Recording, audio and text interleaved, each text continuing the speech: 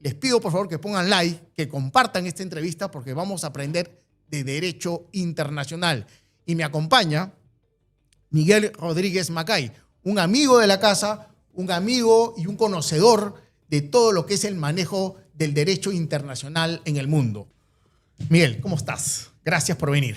Bruno, encantadísimo de estar contigo aquí en tu programa, en el canal. Y yo quiero, si me permites, claro que sí.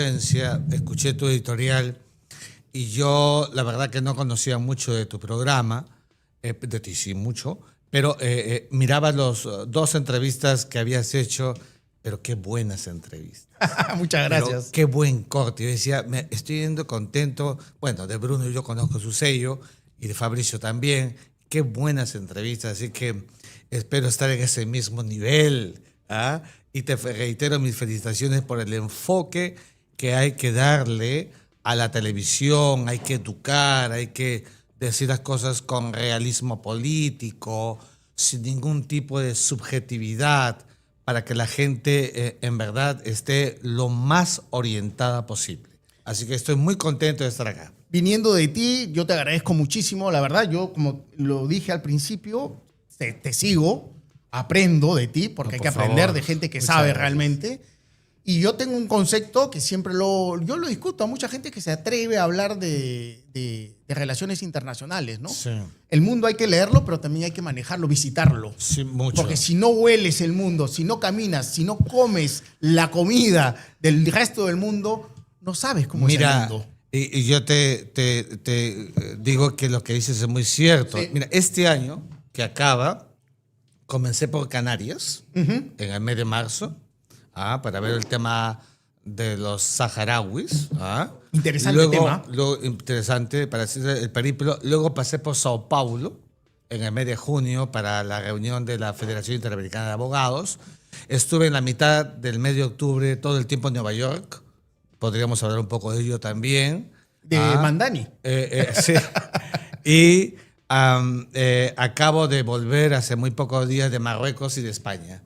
Interesante viaje. Y es el único formato, a mi juicio, que un internacionalista o que cualquiera puede tener una visión del mundo que vaya cotejada entre la teoría y la práctica, la realidad. De lo contrario, está uno cojeando y no hay que ser cojo. Hay que mirar con mucho realismo político las cosas en el mundo. Así es fascinante el Medio Oriente y es fascinante el norte del África, ¿no? Es tan místico, a mí me encanta. Tan apasionante, sí, claro. Miguel, vimos dos noticias al principio y quería comenzarlas con ella para comentarlas un poquito contigo. Yo estoy un poquito preocupado porque yo, tú sabes, estuve en España justo cuando empezó la epidemia del COVID, justo Navidades. Yo suelo viajar por Navidades a España por un tema familiar. Con mi hija siempre viajo. Y escuchamos las primeras noticias, porque digamos los primeros días de diciembre, de que ahí había un virus en China que se instaló en un laboratorio, Wuhan y toda esta historia. Nadie le dio importancia. Estuvimos hasta el 20 de enero y de regreso a los 10 días estalla la bomba brutalmente. Y la gente no lo tomó en cuenta. Algo así está pasando hoy día también con este nuevo virus que se está dando en Europa, justamente. Sí. ¿Cómo debemos tomar esta situación en el mundo? ¿Cómo tenemos que ver? Porque ahora no podemos cerrar el mundo nuevamente. Mira, lo primero que quiero yo llamar la atención es que incluso habiendo venido de Nueva York, hasta ahora no hay, primero, una política planetaria en temas de salud. O sea, COVID-19 y pandemia debió ser la lección planetaria para que todos los países que tienen políticas exteriores, primero las tengan. Ya sabes que no las tienen. El Perú jamás ha tenido política de salud, política de estado de salud, con lo que nos dejó la pandemia. Pero esto es un tenor que se ve en muchas partes del globo. No hay conciencia, a mi juicio, de lo que ha significado el impacto de la COVID-19, las muertes que produjo, cómo trastocó el sistema internacional.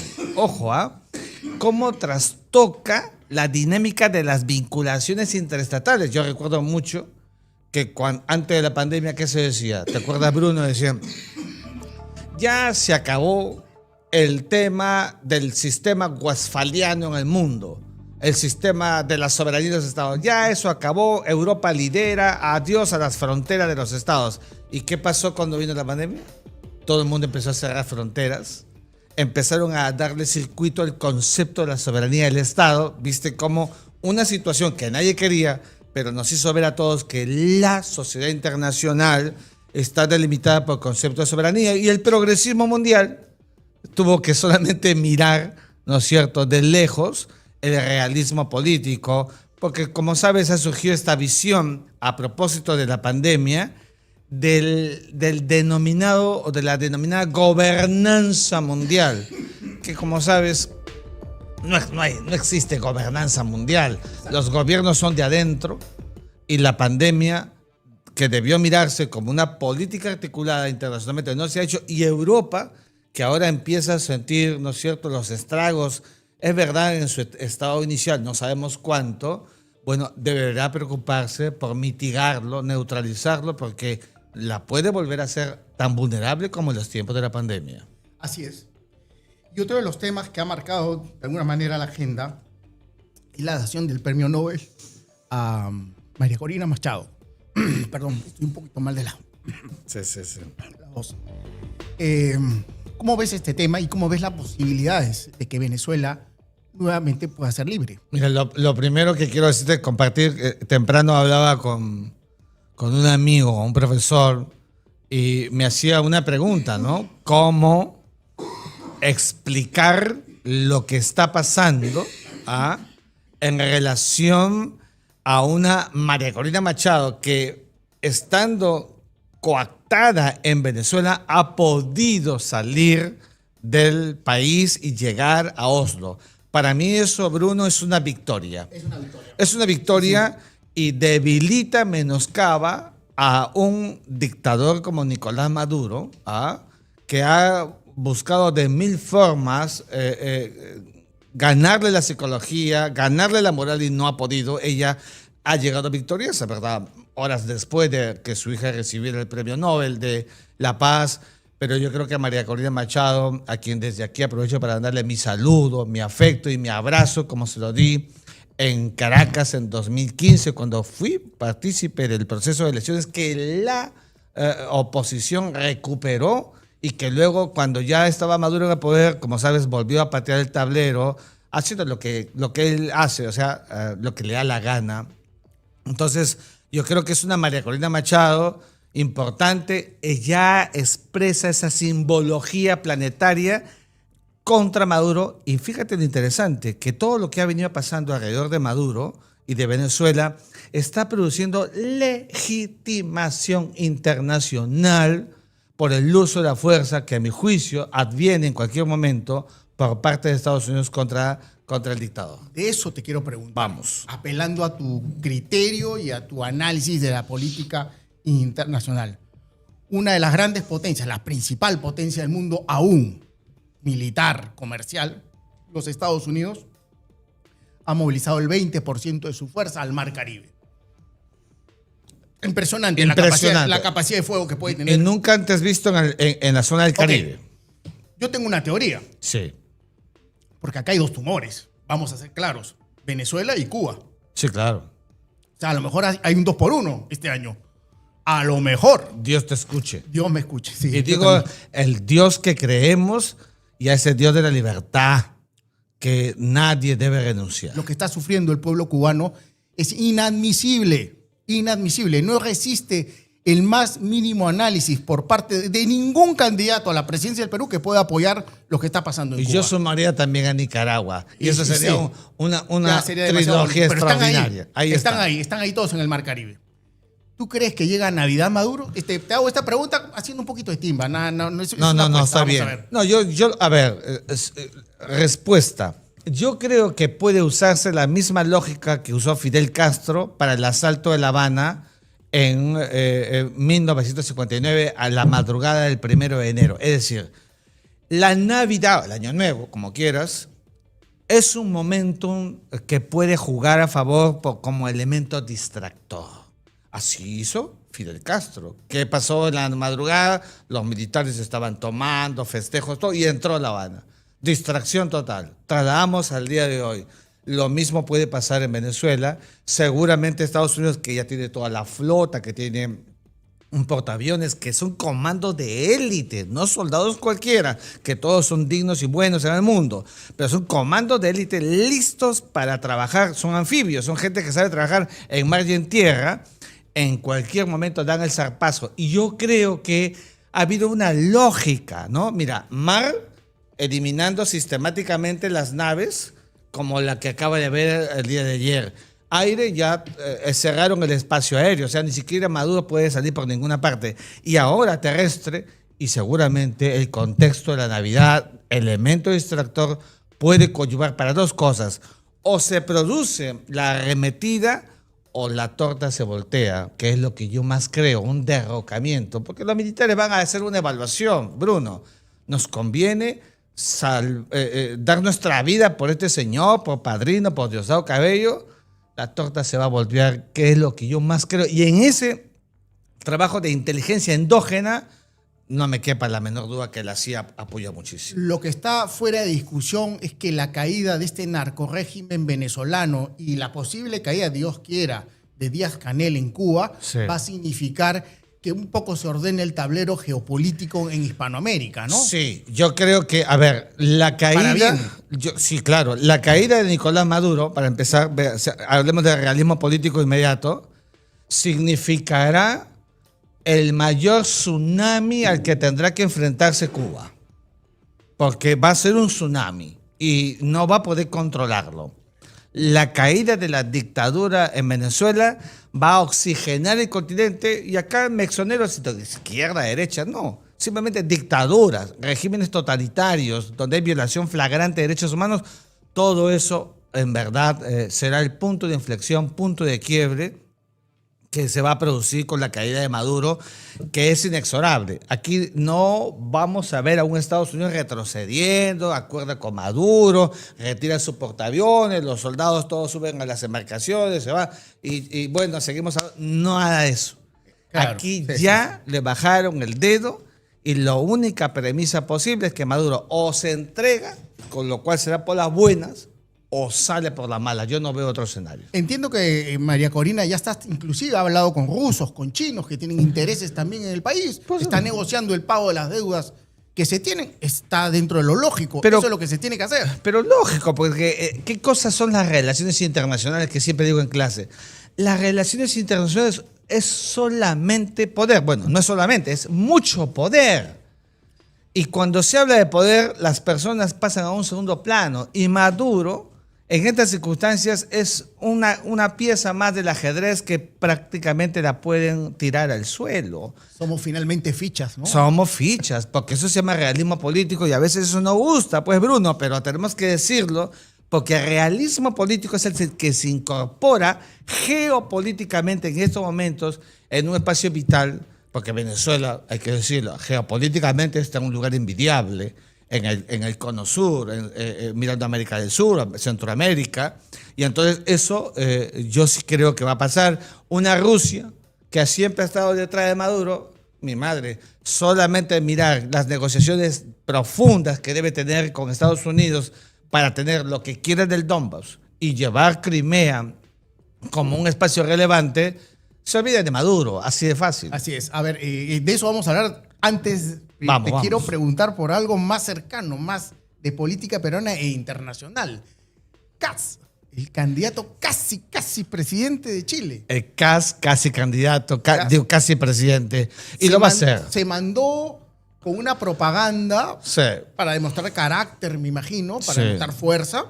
Todo bien, es su candidatura, sí, es su campaña. Pero la hizo en Tacna. La hizo en Tacna. Como señalando que la puerta de salida de toda la migración ilegal era por ahí. Sí, Estamos hablando que son entre 300 a 400 mil ilegales que tiene Chile. Yo creo que Kast primero ha hecho bingo en su estrategia, aunque no me ha gustado, pero la ha hecho. Eso es realismo político, y este domingo va a consolidar la victoria que creo que todos estamos viendo. Cantada, ¿no? A frente a Yanejara. Yo creo que está cantada.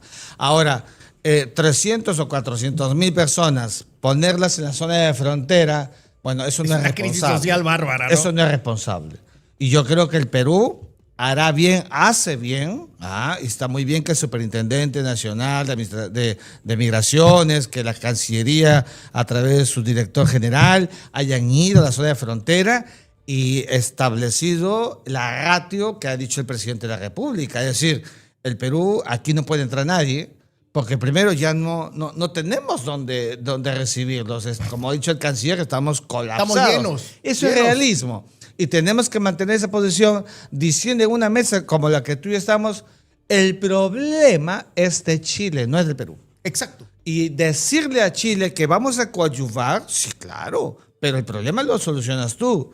Porque el problema lo crea Chile. Chile quiere sacar gente, la pasa para el Perú, eso no es una solución. Exacto. Eso no corresponde, por ejemplo, en eso se elevó mucho Europa con el sistema de cuotas que había con los refugiados que llegaban de Medio Oriente por los conflictos. Era otra dinámica, otra dimensión.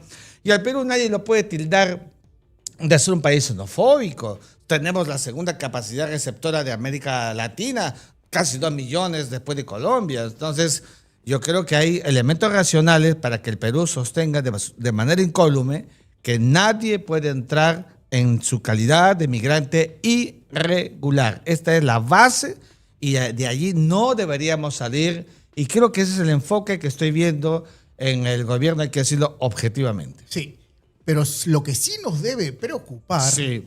y debes estar de acuerdo conmigo tal vez, es que Kast va a ser un buen presidente de Chile y se va a activar Chile.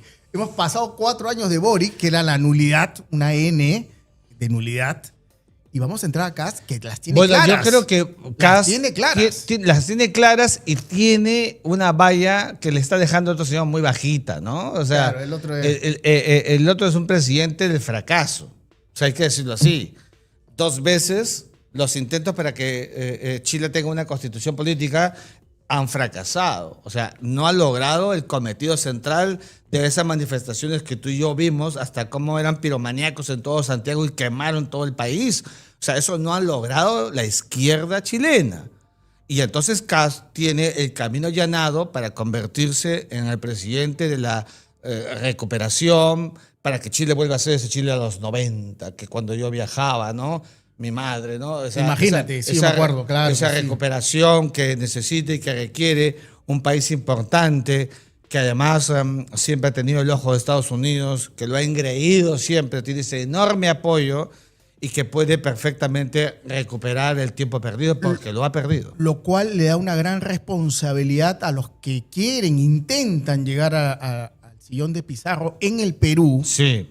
De modernizar el país, de reestructurar el país, de hacerlo más y más competitivo, porque ahora sí vas a tener una competencia directa. Sí. Ahora sí vas a tener un país donde vas a sacar tu licencia de funcionamiento, no puede ser una tortura. Claro. Por ejemplo, tiene que ser un país amigable a la inversión. Nosotros necesitamos un Perú con liderazgo hacia adentro y hacia afuera. Exacto. ¿No es cierto? Que consagre una economía social de mercado, Bruno. Esto es muy importante.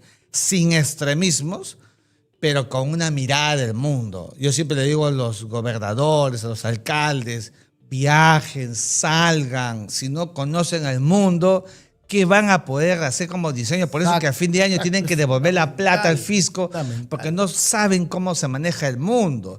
Necesitamos eso.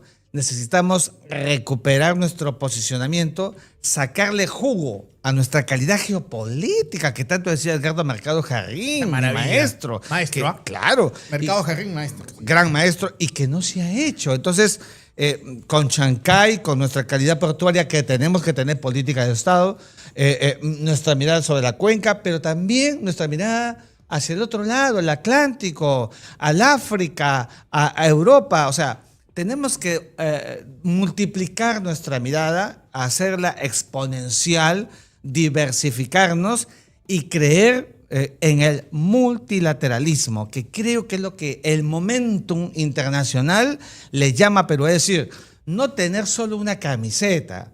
El año pasado, puro China, China, China. No, pues, los huevos no pueden estar en un solo lado. Correcto. Tenemos que multilateralizar nuestra mirada y siendo un país que tiene lo que todo el mundo desea, recursos, como tenemos recursos, todos nos miran. El Perú tiene que ser un país que haga equilibrio internacional. Correcto. Y lo estamos haciendo, fíjate. Yo creo que sí. Hyundai, el astillero, el convenio con las Fuerzas Armadas para los tanques y los motorizados. Sí, claro. Estos.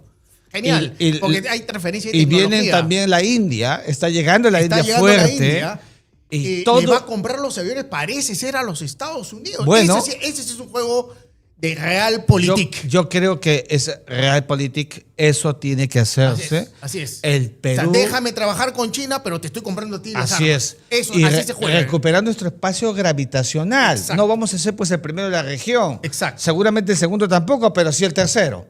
Y entonces, buscando esa dinámica, el Perú puede recuperar. Y mientras eso se dice y se hace, Bruno, de todas maneras, el presidente que tengamos tiene que invertir en educación. Porque si no invertimos en educación, Bruno, vamos a seguir como hace 200 años, un país anquilosado, subdesarrollado. Tenemos que invertir en educación. Mentira lo que dicen que la educación te da réditos a posteriori. Mentira, te dan inmediatamente. No. A ver, un Estado que se dedica a la educación, a la cultura, a las relaciones internacionales y comercio y a la defensa es lo que necesitamos. Extraordinario. Todo lo demás lo puede hacer el sector privado. Que Por se supuesto. encarguen ellos de mover. Ya lo hemos demostrado con la agroindustria. Mira cómo estamos en la agroindustria. Por supuesto. Hay que darle las facilidades. Tenemos que darle facilidades. En fin. Tenemos que tener más TLCs. Más TLCs. Tenemos que, por eso tenemos que mirar más al mundo. Tenemos que abrir la cancha hacia los dos lados, no darle la espalda a la África, no darle la espalda a Europa, que por tanto mirar la cuenca del Pacífico, que está bien, que hemos ganado un espacio geopolítico de los años 90, me parece fabuloso, fantástico, pero un Perú diversificado, entonces nos va a dar un rédito distinto mirando a este ajedrez internacional de cómo se están moviendo las fichas. El orden mundial no es un orden mundial solamente de Occidente o de la cuenca del Pacífico. No. El orden mundial es un orden mundial global, globalizado, concomitante, estrechado, donde a la vuelta de la esquina están los intereses del Perú. Y el Perú, señores espectadores, es una ficha fundamental para lo que resta del siglo. Xi Jinping y Trump se reúnen en Corea del Sur. Se reúnen Xi Jinping y cada uno tiene su estilo, su marco. Uno juega ajedrez y el otro juega póker, digo yo. Y los dos quieren ganar. Exacto. Y como los dos quieren ganar, esa dinámica de interacción, de acción y reacción es propia de las relaciones internacionales. Pero parece ser que esa reunión llegaron a un acuerdo. Bueno, es Por que un lado, te vendo las tierras raras y te compro tu soja. Es que eso es realismo político. Otro ejemplo más. Y mira cómo Estados Unidos de América y China, que tienen una guerra comercial, que vociferan uno que otro, los voceros dicen mil cosas, pero tú no los ves en un enfrentamiento. ¿Por qué? Porque es una inteligencia emocional de Estado mantener cada uno su espacio vital y recrear esta convivencia de cara a mirar cómo se sigue presentando el sistema internacional. Por ahora, la conciencia vital estadounidense es que quiere recuperar, por ejemplo, América, donde los chinos han estado entrando con todo, bueno, y los chinos son conscientes de ello, y entonces por eso Estados Unidos busca el equilibrio. Al otro lado del mundo están los rusos, están los chinos, que también tienen su espacio vital, y los estadounidenses lo miran a discreción. Eso se llama equilibrio, pues, y por esa misma razón, quizás volviendo un poco a lo anterior, es que yo no veo como reacciones a lo que pueda pasar en Venezuela nada de Beijing y nada de Moscú. Por lo menos los chinos están calladitos. Por supuesto. Porque ya arreglaron. Porque yo creo que ya es como debe pasar. Está pendiente los rusos con Ucrania y ahí vamos a ir. Has hablado de espacios vitales. El espacio vital de China es el sudeste asiático. Sin duda alguna. El mar de China. El espacio vital de los Estados Unidos es América y parte de Europa. El espacio vital de Rusia, para el concepto de Putin, es lo que eran las fronteras del antiguo imperio ruso. Así es. Y si no las puede recuperar todas, por lo menos consolidarlas y que las que ya no estén de su lado estén libres de armas que amenacen al imperio o a Rusia misma. Eso es lo que finalmente estamos jugando ahora. Eso es la partida, la gran partida. Están jugando a eso, a cada uno buscar que ese poder se consolide. En algunos casos están medio complicados, por ejemplo el caso de los chinos. el mar meridional.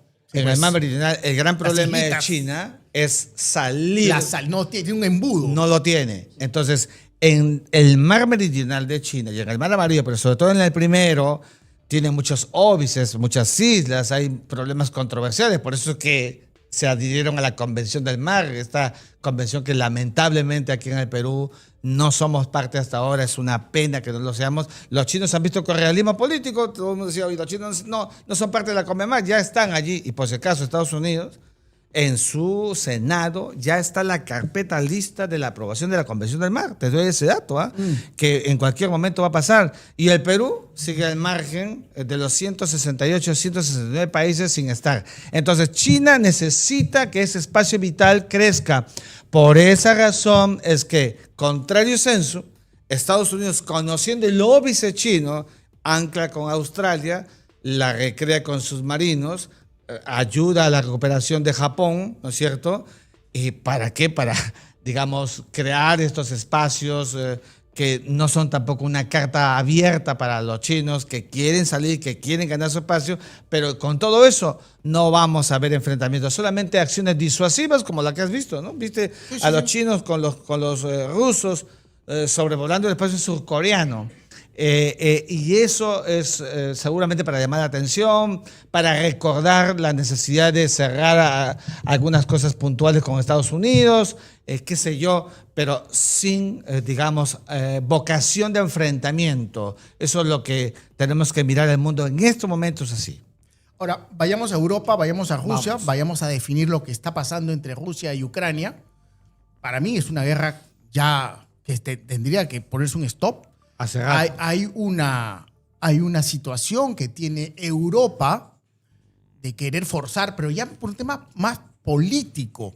El progresismo enquistado en esta Unión Europea, en Bruselas, la necesidad de algunos países como España, Francia, el mismo Inglaterra, de querer forzar y llevar al límite esta guerra para buscar tal vez un reseteo y quedarse ellos en el poder, hace que, pero por suerte no tienen el dinero para mantener una guerra. Sí, no. A ver, yo creo que la Unión Europea... no tiene juego. Que me disculpen mis amigos de la Unión Europea que hemos estado hace muy poco reunidos en varios eventos, están de capa caída. Totalmente. O sea, el sistema internacional de la Primera Guerra Mundial, de la Segunda Guerra Mundial, segura que todo lo focalizó en Europa, eso ha cambiado. Y los tiempos anteriores también.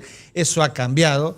Una Unión Europea que fueron conscientes que como Alemania tal, como Francia tal, como Italia tal, no podían sobrevivir, por eso se constituyeron en la Unión Europea, pero están de capa caída. El primero que la ningunea es el propio Estados Unidos de América. Qué feo, ¿no? Lo de ¿Viste? Vance. Claro, con todo. Le dijo en su cara. Y por esa razón hay que mover bien las fichas. Y aquí, por ejemplo, el caso de Zelensky, no lee bien. Él lo que tiene que hacer, a mi juicio, es terminar de cerrar con Donald Trump, de tal manera que los resultados de la negociación con Rusia le lleguen a una suerte de, digamos, de statu quo. ¿Pero qué ha hecho? Viste que cruzó la pista, se fue a Londres y se reunió con los 3 países más importantes de Europa y no era el ajedrez esperado. Y ya salió Donald Trump. Tú sabes todas las vidas, Miguel, que se pudieron haber ahorrado si se firmaba hace 3 años el acuerdo que se había planteado en su momento antes que empezara esta guerra.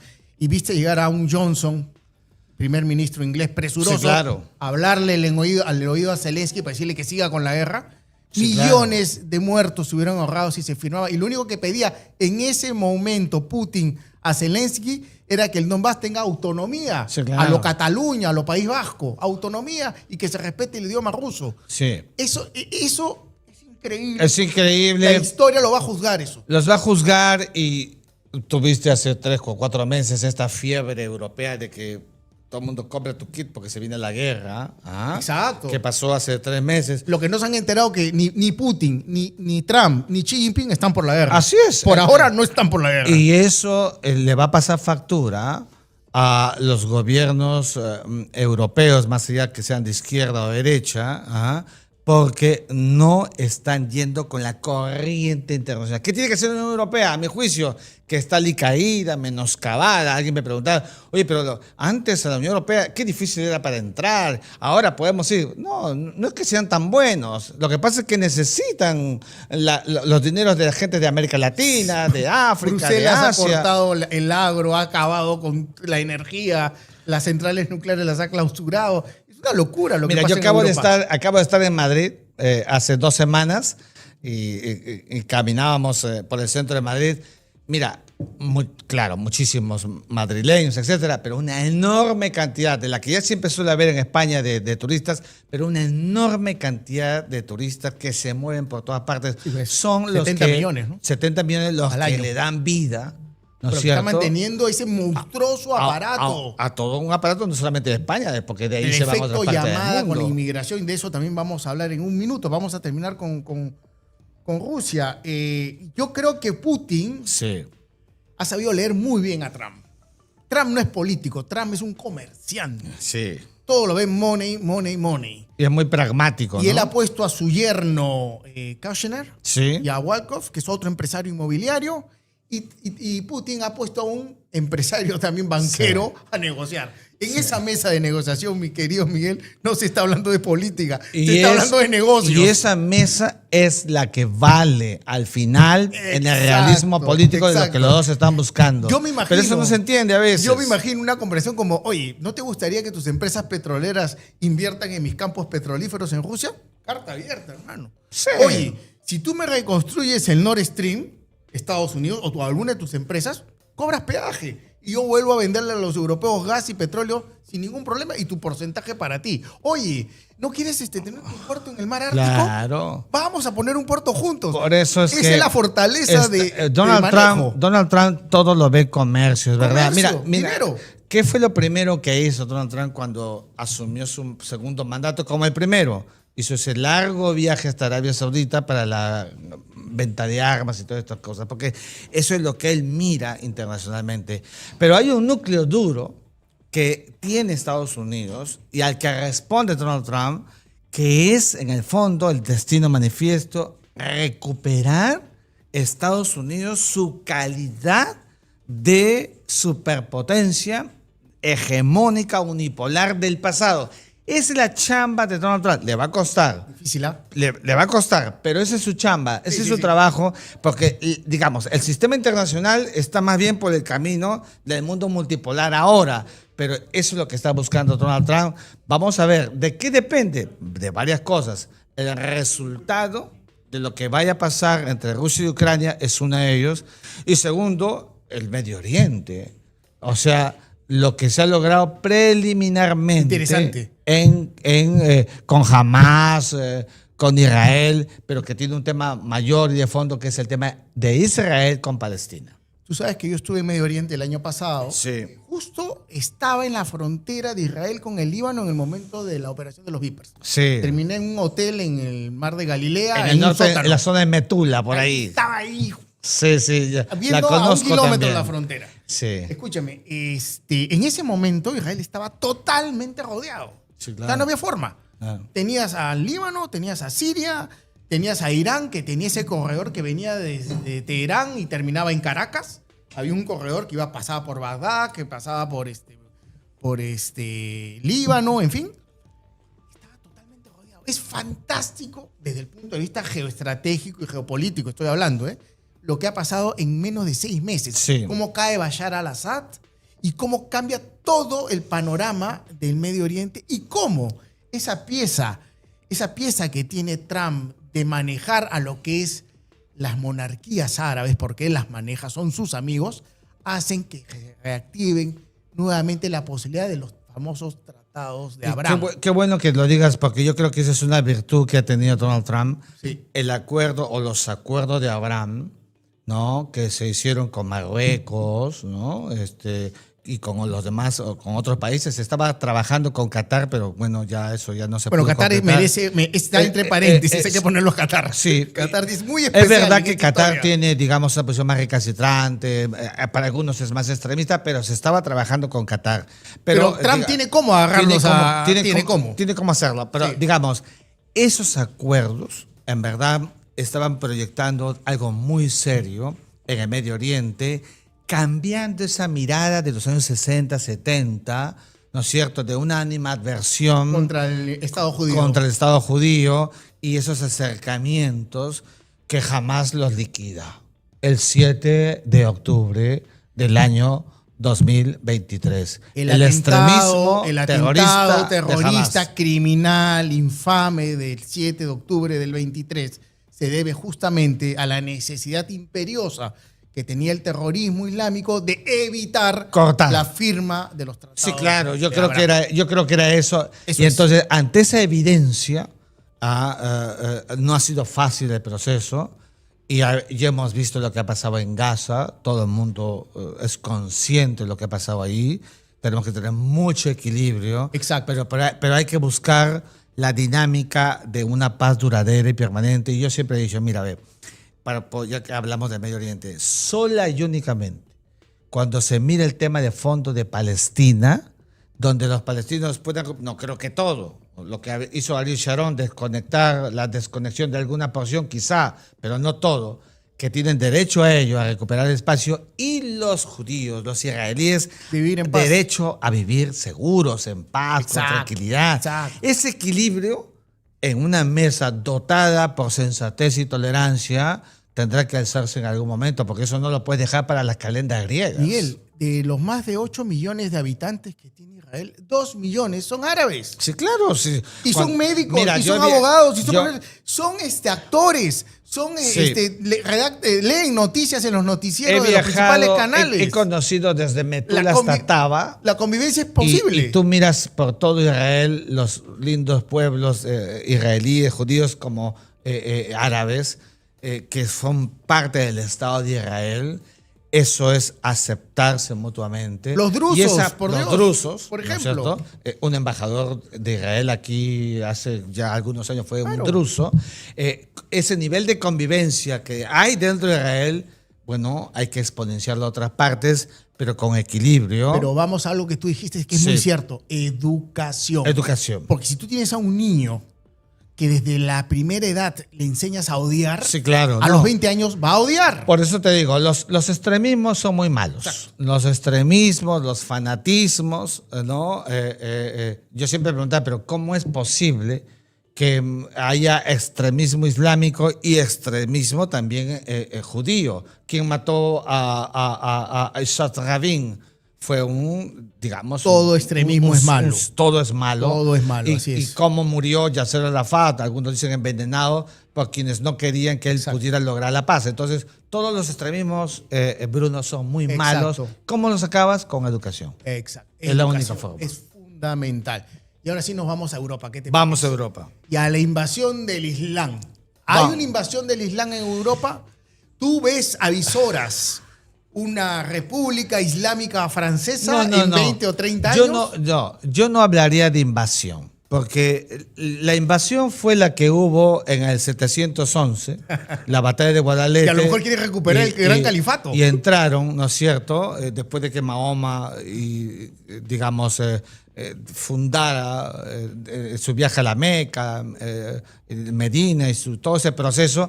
No, yo lo que creo es que hay un realismo que se tiene que aceptar y que los europeos tienen que aceptarlo, y también los árabes. Es decir, esta suerte de sincronía en el momento actual de los dos espacios vitales del sistema internacional para mutuamente convivir en una suerte de, no digo sincretismo, porque eso no vamos a ver, pero una suerte de aceptaciones mutuas. Mira, tú te vas a Francia, ¿cuántas mezquitas hay? ¿Cuántos árabes existen? ¿Cuántos africanos son parte de la selección francesa? El realismo de aceptarse mutuamente, sin prejuicios, de uno y de otro lado. Y yo creo que eso puede ser una talla importante para mirarse así en el siglo XXI, donde hemos visto muchas acciones de ida y vuelta por manejos violentos. De hecho, gran parte de los islámicos que están en Europa devienen de los extremismos que han pasado, las guerras y los conflictos en el Medio Oriente. Eso no quepa la menor duda. Y entonces, claro, estas aceptaciones como la que hacía Angela Merkel, que recibía con globitos a los niños que empezaron a llegar a Europa, tolerancia. Y de eso yo creo que todavía Europa le está faltando afinar, aceptar.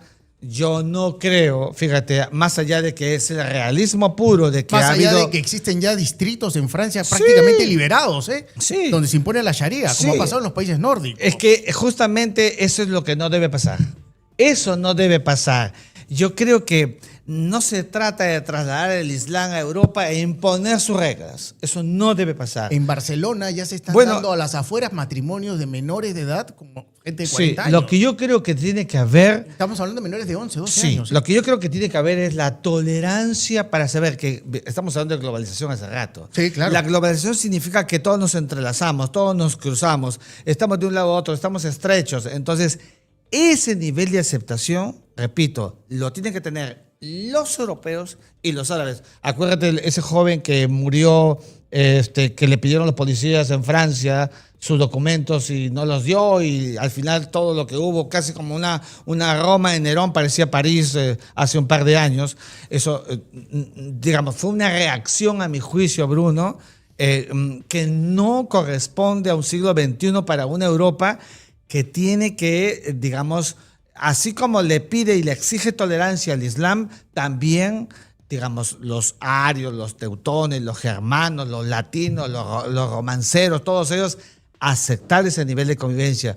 Si no, entonces no vamos a dar ejemplo en el sistema internacional y vamos a terminar en diversas partes del mundo tan extremistas como hemos visto el extremismo islámico. Ahora, que ha querido llegar a Europa. Pero partamos de la premisa que un inmigrante lleva sus costumbres, sus usos, sus costumbres, pero se adecúa también a los usos y costumbres del pueblo que lo recepciona. Sí, claro. Entonces, pero tú no ves que ha habido mucha pasividad, por ejemplo, de los gobiernos como el de Pedro Sánchez en España, de dar un saludo a la fiesta tradicional musulmana y no saludar, por ejemplo, por Navidad. Eso está mal. O de pedirle a la gente que no diga Feliz Navidad, sino que diga Felices Fiestas. Claro. ¿No es ceder eso demasiado ante una comunidad que es minoritaria? Lo digo de frente, eso está mal. Tenemos que ser en estas cosas muy equilibrados, porque justamente ese discurso político, cuando se presenta de esa manera, lo que más genera pues, son las distancias, y tenemos que aprender a acercar.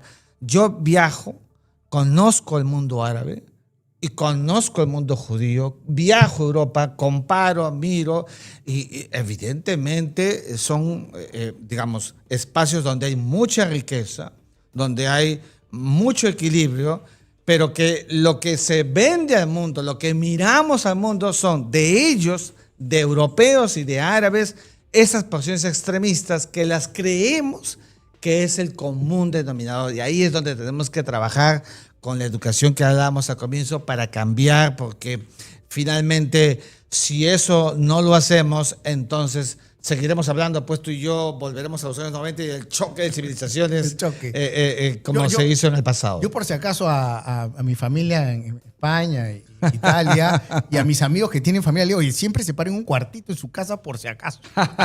No vaya a ser que vuelvan pronto. Ojalá que no. Bueno, vamos a conversar un poquito más de lo que pasó. Yo quería preguntarte, porque siempre tuve esta interrogante y te la quiero hacer, sin incomodarte, claro está. Tú fuiste ministro de Relaciones Exteriores del Perú. Sí. Y fuiste en un gobierno complicado. Fui canciller. Fue un reto para ti. Fue un reto. Yo lo veo para mí. así. Sí, lo fue. Yo acepté a la tercera invitación que me formuló el expresidente Castillo. Quiero decirte que para mí fue un honor ser canciller de mi país. Me gusta que encares y que asumas ese compromiso. No, porque eso es muy importante. Sí. Y asumí el reto ante un prejuicio de la ultraderecha y la ultraizquierda. Primero la ultraderecha. Sí, sí. Que me vieron llegar cuando se le dijo a Castillo que ensanche su gabinete. Mi madre, ¿cómo lo va a ensanchar? ¿Con gente de izquierda? No creo.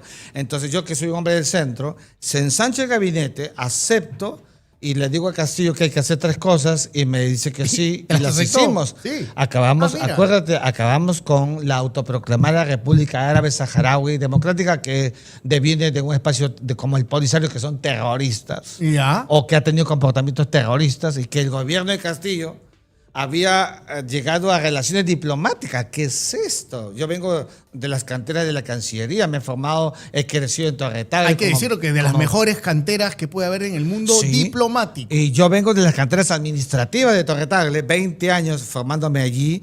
Entonces, cuando fui canciller, al toque, 6 días pasaron y lo cortamos, porque eso era una ignominia a la tradición diplomática peruana. Segundo, pusimos el tema de la Convención ¿Cuánto del Mar. tiempo estuviste de ministro? Mes y medio. Mes con 15 días, sí.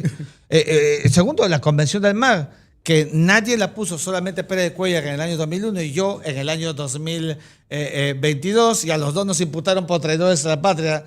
Imagínate tú, cuando queremos lo mejor para la patria, por una Convención del Mar que Tú mira al sabes mundo. que yo he empezado a entender la Convención del Mar Sí.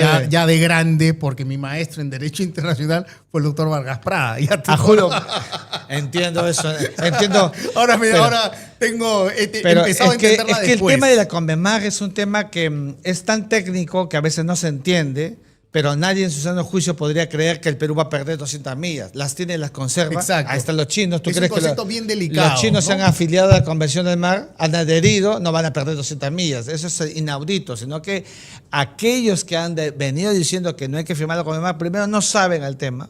Y yo los he retado públicamente, he retado a Fernán Altuve, he retado a Philip Butter, a todos ellos para que hablemos de la Conmemar, y hasta ahora no aceptan un diálogo. Vamos, acá hacemos un debate. Acá lo hacemos. Si en tú lo geopolítica. promueves, aquí lo hacemos. Danita, hay Para- que conseguir a alguien que para- defienda las 200 millas. Por a rajatabla. supuesto, porque tenemos que explicar a la gente el ABC Acá hacemos y el acabar con eso que el Perú no tiene soberanía, que tanta barbaridad que se viene diciendo. Me parece Y tercero, genial. Bruno, ¿Qué más hiciste el ahí? Escazú. Cerramos Escazú, que ya estaba archivado, le pusimos candado a Escazú, que es un acuerdo lesivo para la soberanía del Estado peruano. Entonces comprenderás tú que yo hice lo que el tiempo me permitió. Y ¿Por qué te fíjate, alejaste? me alejé justamente porque el presidente de la República sacó un tuit donde dijo que volvía a tener relaciones con con la RAS, la autoproclamada República Saharaui. Ah, ok. Una vez que acabamos con ella, dije, no, esto no es coherente, y por eso me fui. Y fui de los 78 ministros que tuvo Castillo, el único que renunció y de manera irrevocable, y eso hay que decirlo siempre. Oye, Miguel, ha sido un placer, sinceramente te lo digo, un placer conversar contigo, le he pasado muy bien. Muchas He gracias. disfrutado la entrevista, lo cual ya es importante, sobre todo para nosotros que somos los toreros. yo también. En el arte de conversar, porque más que una entrevista es una conversación. Sí. Coincidimos en muchos temas, te tomo la palabra sobre el debate, Por favor. hay que hacerlo, y te tomo la palabra también para hablar del Medio Oriente con más profundidad. Por supuesto. Porque el Medio Oriente y el norte de África es místico. Es místico. Es el único sitio donde la alquimia funciona, donde el aceite y el agua, la No, religión ya. y la política. Ahí tienes a un Marruecos que está Maravilloso. creciendo, una gran potencia Señor, africana. te doy la mano porque realmente te lo Gracias. mereces. Muy Gracias. amable. Gracias. Gracias, señores. Gracias por su audiencia. Compartan esta entrevista, se los pido de todo corazón. Pongan like. Muchas gracias. Nos vemos mañana. Mañana con más debate y con más preguntas y repreguntas. Chao.